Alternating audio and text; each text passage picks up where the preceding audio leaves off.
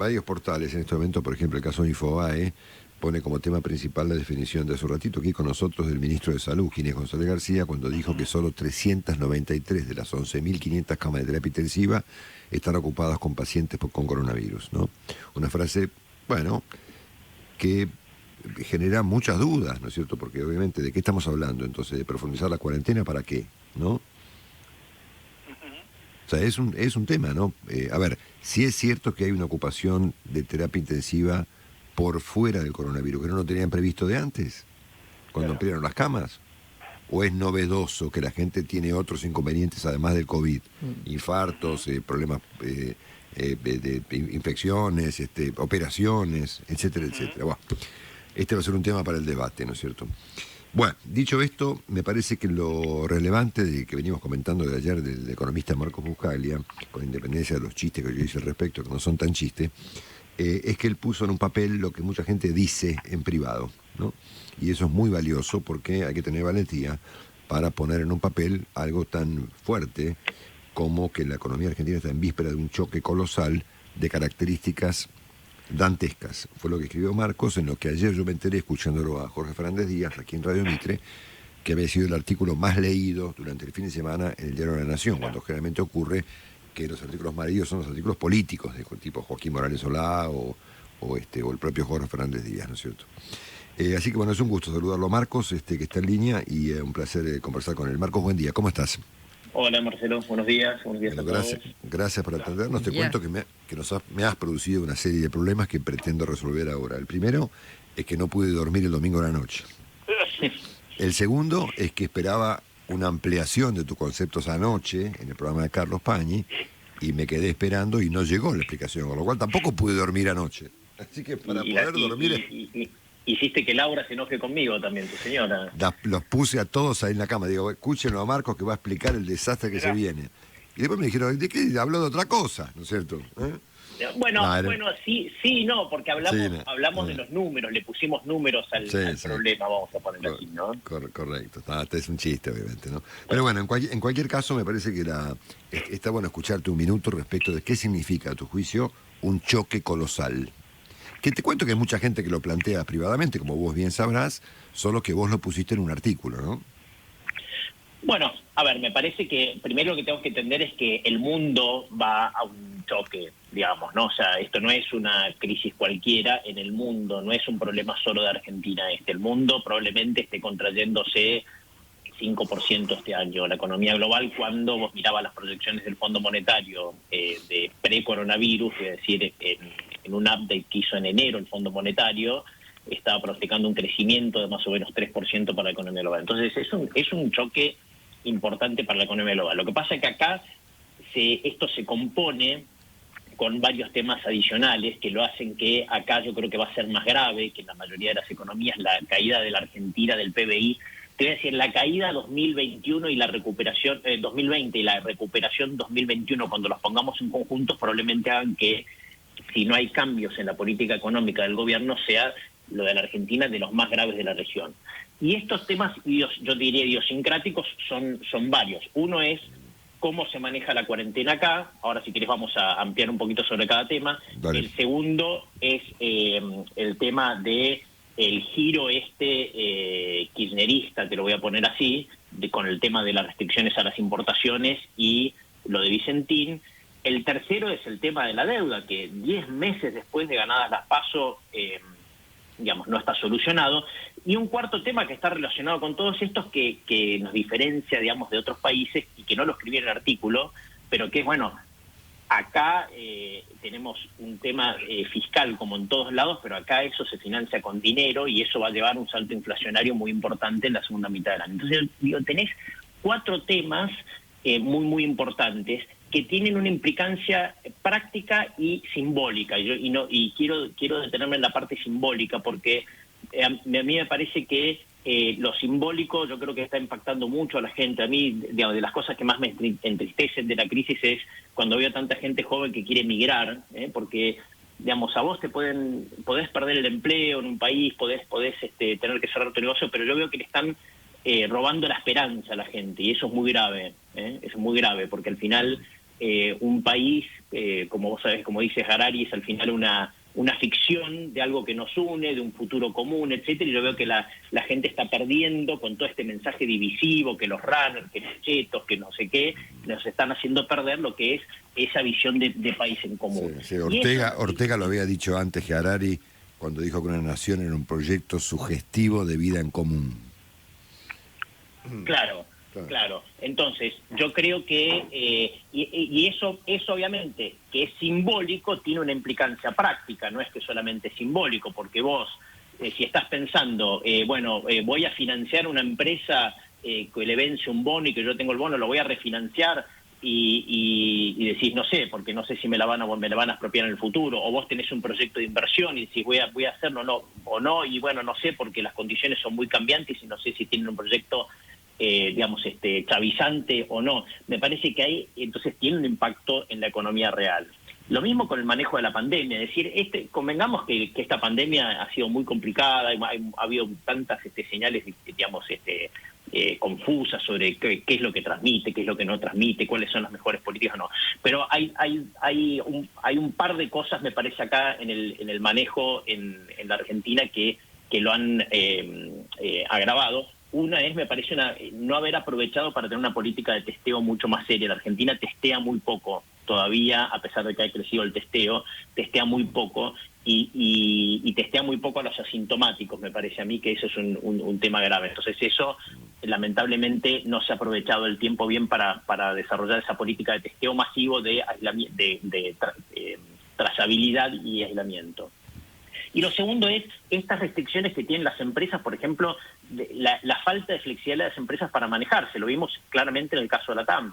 Es decir, bueno, vos tenés un problema, es triste el problema, vos decís, bueno, pero tengo que ver cómo evitar que quiebre la empresa, porque una vez que quiebra la empresa es irreversible. Entonces, poder suspender gente, poder disminuir el sueldo mientras dura la suspensión, poder echar alguna cantidad de gente acá, limitaron todo. Obviamente limitaron todo para el conjunto de 6 millones de empleados formales, claro. Digamos, formales, más los empleados estatales que están como si fuera la vaca sagrada, digamos, ¿no? Pero el resto está en la intemperie. Pero lo que digo es, para esas empresas que están en el segmento formal de la economía, básicamente le ponen muchos problemas, que va a ser más grave la crisis porque probablemente no veamos números de desempleo tan altos en el corto plazo como los que ves, por ejemplo, en Estados Unidos, donde la economía echa muy rápido y contrata muy rápido, pero lo vas a ver después porque va a haber empresas que se van a ir.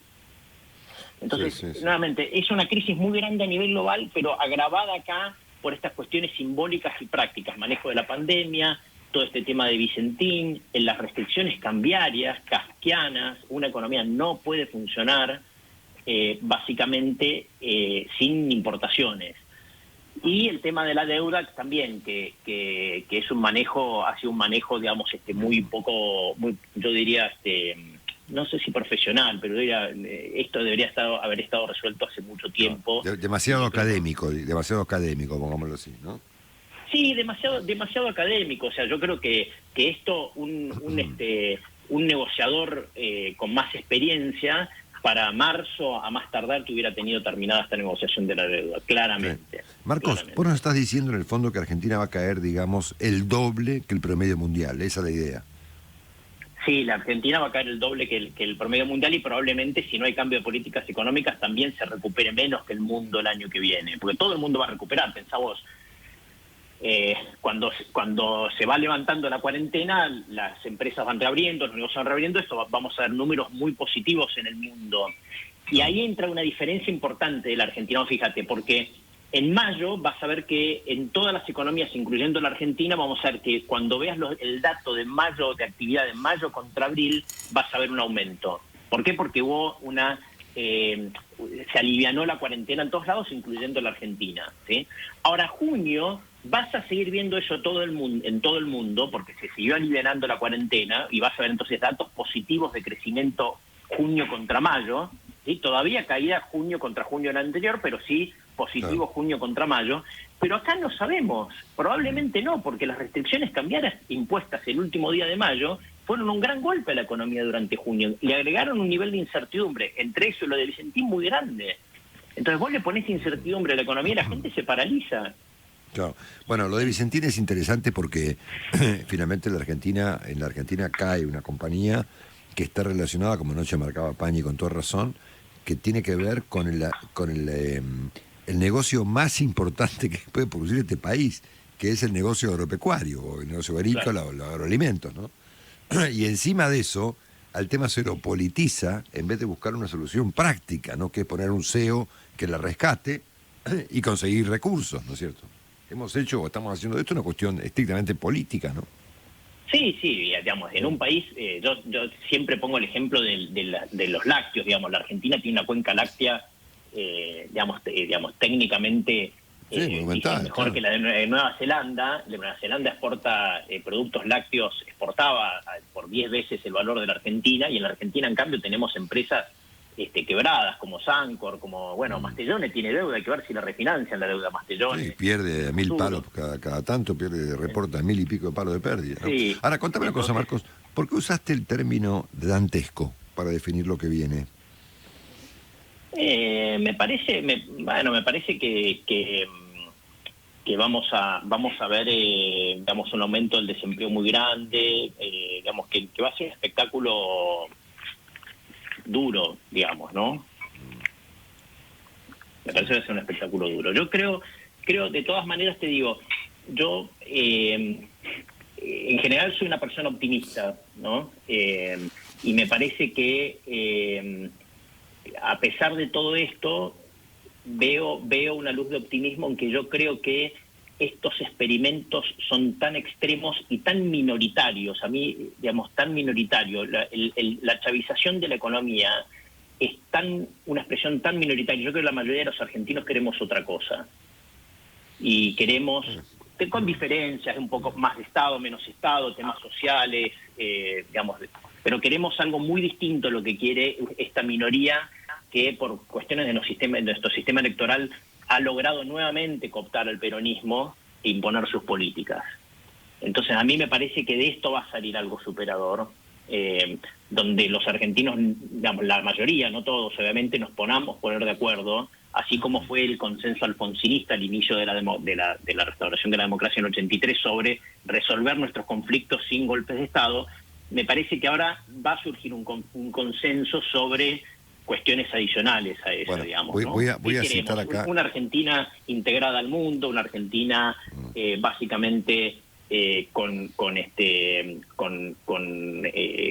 respeto a la propiedad privada, una Argentina con políticas integradoras en materia de educación, etcétera. Me parece que van a surgir consensos mucho más abarcadores y superadores de lo que tenemos. Bueno, Pero en el medio hay que macarse.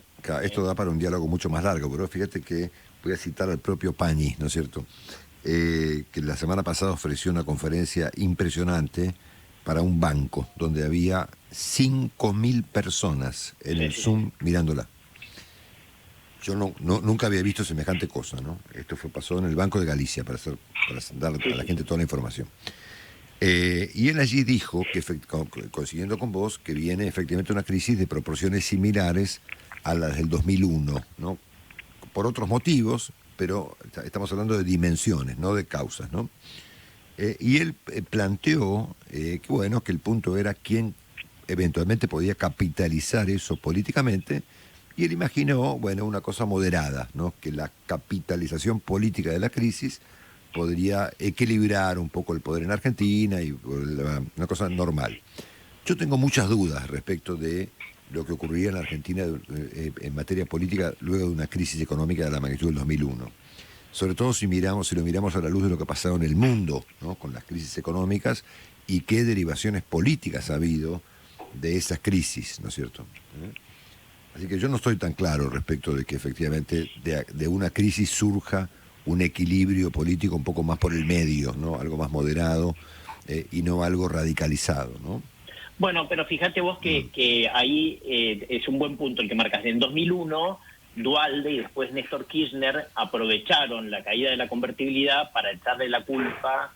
La gente pensaba 20 algo por ciento de desempleo, pobreza altísima, la gente quería culpables y ellos se encargaron bien, si revisás todo lo que se decía en la época, de culpar decirle a la gente, vos estás desempleado, tu empresa cerró, etcétera, etcétera, por culpa del neoliberalismo, la apertura, el consenso de Washington, la privatización. Es decir, aprovecharon la crisis para echarle la culpa a todas las reformas de los 90, en una sociedad que, como vos lo has visto en muchas encuestas, ya tiene una predisposición, digamos, al cierto estatismo, digamos, a cierto nivel de presencia del Estado más grande que en otros países.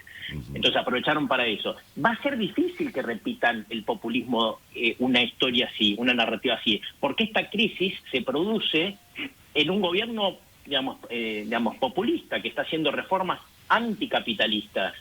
Entonces yo creo que me parece que va a ser un buen momento, hay que tener las ideas claras, hay que juntar consensos mínimos, nuevamente, mínimos comunes denominadores, no hay que ponerse de acuerdo en todo, hay que ponerse de acuerdo en cuestiones mínimas, y como decimos en el libro, ya que estoy hablando con Sergio, sí, en el libro con Sergio Bernstein, en algunos cambios institucionales mínimos. Nosotros creemos que son dos, básicamente, nuestro sistema de coparticipación y nuestro sistema electoral son cambios mínimos indispensables que tiene que tener la Argentina para poder tener políticas más estables. Bueno, entonces yo creo que ahí hay que enfocarse, y yo creo que va a estar la oportunidad, porque no le van a poder echar la culpa al neoliberalismo, la apertura, si están ellos en el poder, están ellos haciendo chavismo explícito. Entonces a mí me parece que va a ser difícil que le echen la culpa al neoliberalismo y la apertura y todo eso. Me parece que se va a dar una gran oportunidad.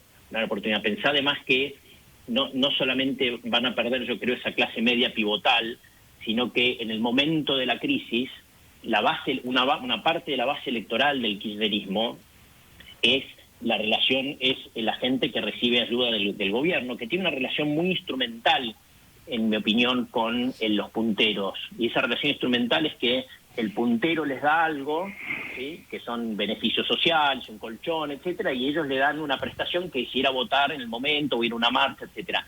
En el momento que venga la crisis, acaba de venir una crisis donde va a haber un salto inflacionario muy grande en la segunda mitad del año, ¿sí? Y quizás el año que viene también, más aún si no hay corrección. Entonces, en ese momento, para el cliente, la relación instrumental con el puntero deja de ser una relación válida.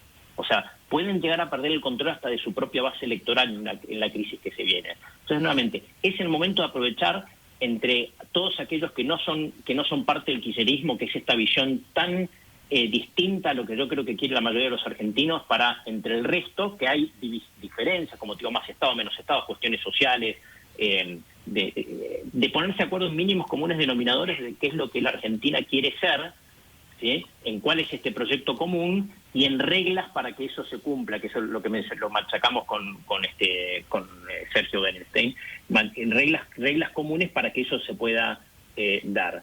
Y a mí me parece que la oportunidad va a estar, y eso es lo que a mí me mantiene relativamente optimista, a pesar de que, como te digo, me da pena ver que tanta gente joven sobre todo ha perdido mucho la esperanza sobre lo que es el país.